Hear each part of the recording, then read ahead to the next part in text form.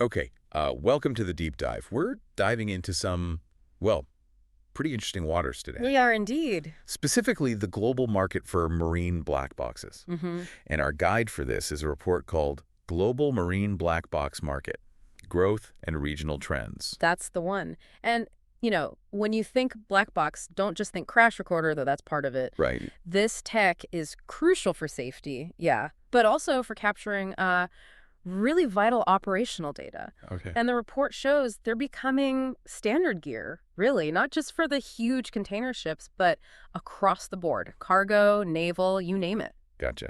So our mission today, unpack this report. We'll look at the numbers, see where the big growth spots are, country by country, region by region. And try to figure out what's actually driving all this growth. Exactly. And we're sticking just to what this report tells us. And it's quite a story of growth. It really highlights how central this technology is becoming for keeping things running safely at sea. The scale might actually surprise you. All right, let's start with that big picture then, the global view. What does the report say about the overall market size? Where is it heading? Okay, so the report lays it out clearly. It's already a pretty substantial market, and it's set for some really robust growth. If we look back to 2021, the global value was $1,288.6 million. Wow. Okay. So well over $1 billion already a few years back. Yeah. Where does it go from there? Well, the trend is definitely upwards. The projection for 2025, that's just next year, is $1,670.2 million. Okay. And then if you look further out, say to 2033, the market's expected to hit $2,806 million. Whoa, $2.8 billion. That's nearly double the 2021 number in, what, 12 years? Pretty much, yeah. That's serious momentum. The report mentions a CAGR compound annual growth rate of 6.7% over that whole period. That's right, 6.7%, which, for our listeners just means that steady average growth rate year on year. So what's pushing that? What's fueling such consistent, solid expansion? The source points to a few key things. First off, just a bigger global demand for maritime safety. Makes sense, right? Absolutely. Accidents happen, sadly, and these boxes are vital for figuring out what went wrong. Then, tied right into that is regulations. Compliance. Exactly. Yeah. Authorities around the world are mandating these systems more often on more types of vessels. And the third thing is the data itself. Operational intelligence, you mean? Yes. These onboard recording systems aren't just for after an incident. They provide data that helps run ships more efficiently, more effectively. So safety, rules, data. It's pushing these black boxes from being like an optional add-on to basically standard equipment. Okay, that makes sense. Safety rules and data driving it. So where is this growth actually happening on the map? Let's start with the biggest region currently, North America. Right. North America, it holds a really significant slice of the market right now. The value there back in 2021 was $369.8 million. Okay. That's projected to climb to $473.3 million by 2025. And then looking out to 2033, the forecast is $773.9 million. So still the largest chunk and growing quite a bit. How does that break down inside North America, the U.S., Canada, Mexico? Well, the U.S. is definitely the dominant force there. The report shows the U.S. market was $257.4 million in 2021. Right. That's expected to grow to $324.6 million in 25 and then hit $522.4 million by 2033. Over $500 million just for the U.S. by 2033. What about Canada and Mexico? Canada is showing strong growth, too. It goes from $46.2 million in 21 up to $62.5 million in 25, and the projection for 2033 is $109 million. Okay. And Mexico is on a similar path, $66.2 million back in 21, going to $86.1 million next year, and then $142.5 million forecasted for 2033. So really solid expansion across the board in North America. Yeah, very consistent picture there. Interesting. All right, let's hop across the Atlantic. How's the European market looking? Europe's another major player showing very solid growth as well. The region was valued at $317 million in 2021. Right. That's set to increase to $405.1 million in 2025, and the forecast for 2033 is $672.7 million. Nearly $700 million. Okay. And which countries are leading the charge in Europe? Germany really stands out, according to the report. It led the region starting at $53.6 million in 21, moving to $70.4 million in 25, and projected to reach $120.3 million by 33. Okay, Germany's big. What about others? UK, France. The UK also posts, solid numbers. It grows from $25 million to $33.3 million and then $58.8 million by 2033. France shows notable expansion, too. Figures for France. Let's see, $40.3 million in 21, rising to $50 million in 25, and then expected to hit $79.8 million. And Italy, Russia, Spain. Yeah. Seems like a lot of activity. Yeah, it's widespread. Italy's market goes from $32 million up to $38.6 million and $60.4 million. Yeah. Russia also saw increases, $58.6 million to $37 million, looking at $52.5 million by 2033. That covers a lot of ground. Any surprises in the European data? Anything that stands out? Well, there's a small mention of Luxembourg, actually. Kind of a niche player, but showing a strong rise proportionally, from $2.9 million up to $6.1 million by 2033. Interesting. But maybe more striking is the rest of Europe category. You know, all the countries not listed individually. What about them? They actually had the fastest regional growth rate mentioned in the report, a CAGR of 8.1%. Really? Faster than Germany or the UK? As a collective category, yeah. They went from $36.5 million in 21 to $49.7 million in 25, and are projected to hit $93 million by 2033, more than doubling. Wow, okay, so that suggests this isn't just the big maritime nations adopting this. It's spreading pretty widely across Europe. Exactly. It really points to that trend of these systems becoming, well, standard across a much broader base. Fascinating. All right, let's shift gears and head east.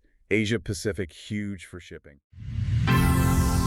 This audio was created with Podcastle.ai. All right, let's shift gears and head east. Asia Pacific, huge for shipping. What's the story there? Asia Pacific is definitely characterized by rapid expansion in this market, really fast growth. Numbers. The regional value was $268 million back in 2021. It's expected to rise to $360.8 million by 2025, and the forecast for 2033 is $629.3 million. Okay, and the growth rate? The report pegs the regional CAGR at 7.2%. So yeah, faster than the global average we saw earlier. And what's driving that speed specifically in APAC? The report connects it directly to two things. Marine electronics getting modernized across the fleets there. Makes sense. And just the sheer growth in export shipping industries in that region. More ships, more modern ships equals more demand for black boxes. Right. Logical. Which countries are the powerhouses there? China, I assume. Oh, yeah. China is a dominant contributor. Massive growth figures. It went from $103.2 million in 21 up to $139.8 million in 25, and then it's projected to surge to almost $250 million, $249.9 million by 2033. $250 million for China alone. How about Japan? India?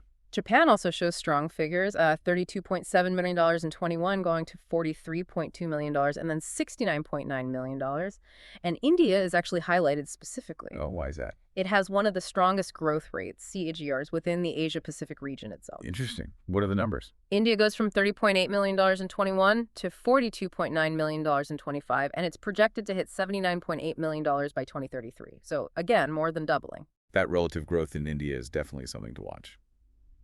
What about other key players like South Korea or Australia? South Korea shows solid progress. $26 million in 21, then $34.6 million, reaching $59.4 million by 2033. Australia also increases from $21.7 million to $28.2 million, and then $48.6 million. And Southeast Asia? Southeast Asia as a whole region is also expected to see strong growth. It moves from $17.2 million in 21 up to $23.8 million in 25 and forecasted to reach $41.7 million by 2033. Okay, so Asia Pacific, fast, widespread growth, really tied to that huge shipping sector and tech upgrades.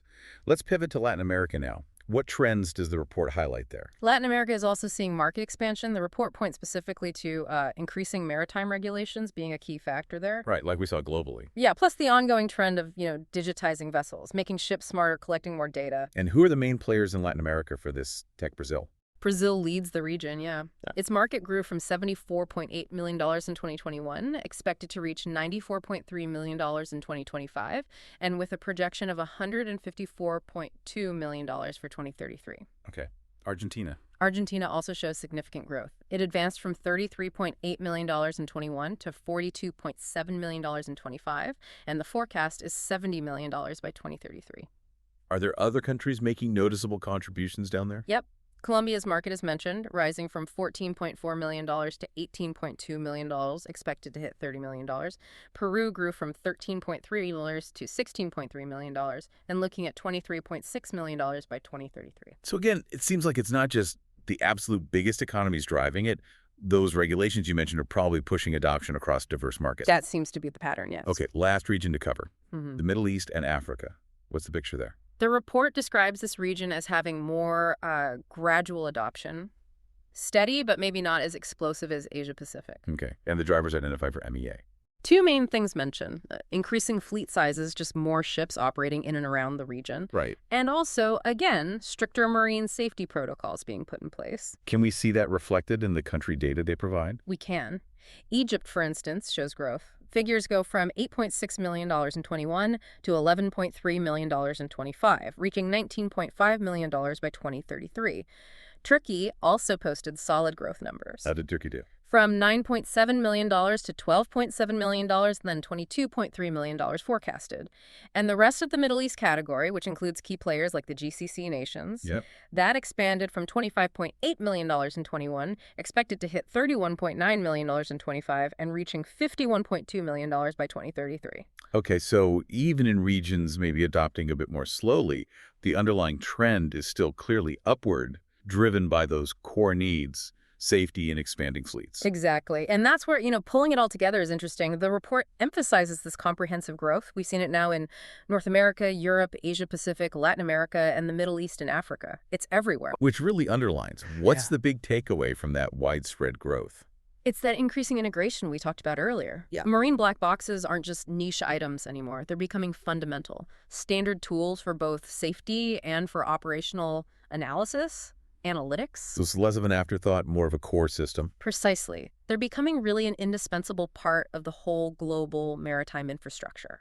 It's not just a niche market growing, it's reflecting a modernization of the entire industry. Okay, let's try and summarize this then. We've looked at a market that was already over $1 billion in 2021, projected to grow significantly, hitting over $2.8 billion globally by 2033. That's the forecast. And this growth is fueled by really essential things: safety needs, regulations, the demand for data. And we've seen it playing out with, specific strong trends in every single major region, from the established leaders like North America and Europe, to really rapid expansion in Asia Pacific, and steady, solid growth pretty much everywhere else. Yeah, the key takeaway has to be that this technology is fundamental now. It's moved beyond just being about accident investigation, though that's still critical to being a standard piece of equipment that helps ships operate better and safer day to day. It really is a key piece of the puzzle for the future of how we manage things at sea: safety, efficiency. Absolutely. It's foundational, really. Foundational to understanding what's happening out there and how to improve it. So here's maybe a final thought to leave you, our listener, with, just based on everything we've discussed from this report. We're seeing this huge increase in adoption everywhere. More black boxes on more ships in more regions, collecting more and more data. A vast amount of data, yeah. So how might that sheer volume, that global spread of detailed maritime data, how might that fundamentally change how we understand incidents, how we enforce rules, maybe even how we respond to events at sea in the years ahead? That's a really interesting question. It feels like this relatively quiet growth in this tech market is actually building this unprecedented layer of global maritime intelligence, something we've just never had before on this scale, something to think about. Okay, you know that critical black box from airplanes, the one that holds all the secrets after an incident? Right. Yeah. Well, turns out there's an equally vital version doing pretty much the same job out on the waves on marine vessels. Exactly. And today, that's what we're taking a deep dive into the market for these marine black boxes. More formally, they're called Voyage Data Recorders, or VDRs. VDRs. Got it. And we've gathered your articles, looked at the research on this, and we're basically ready to unpack the key insights, right? That's the plan. We want to explore what's really driving this market, maybe some surprising innovations reshaping it, and of course the challenges it's navigating. And what the sources seem to show is these aren't just simple recorders anymore. They're becoming like crucial hubs for data. Absolutely. Capturing everything from the vessel's exact location, its speed, engine diagnostics, even bridge audio recordings. It's all vital stuff for safety, obviously, but also incident investigation and compliance. Okay, so let's start with what's propelling this market forward. The sources point to some pretty powerful forces. First up seems to be regulations. Definitely. Strict safety compliance rules. particularly from the IMO, that's the International Maritime Organization, the main global regulator for shipping. They This audio was created with podcastle.ai. Maritime Organization, the main global regulator for shipping, they mandate VDRs on commercial vessels. And specific countries are leading this. Yeah, you see places like the United States, Germany being definite leaders requiring these installations. But what's interesting is seeing developing economies, think Indonesia, India, they're accelerating adoption too. Why is that? Well, as they modernize their coastal shipping infrastructure, they see it as essential, for reducing risks and improving their international standing. That makes sense. Safer shipping really does benefit everyone involved. What else is creating this momentum? Well, there's just the sheer growth in global maritime trade itself. Right. More ships, more need. Exactly. And as fleet operators upgrade older ships or build new ones, VDRs are becoming sort of integral to these broader modernization strategies. They're aiming to boost efficiency, cut down on costly downtime. Any specific regions where this is really active? We see it happening quite actively in places like Brazil and South Korea. Investments there in newer data-equipped vessels are pretty high. And I saw mentions of real-time data playing a big role, too. That sounds, well, pretty transformative. Oh, it really is. VDR is equipped with cloud connectivity, satellite uplinks. They're giving shipping firms basically 24/7 access to critical data.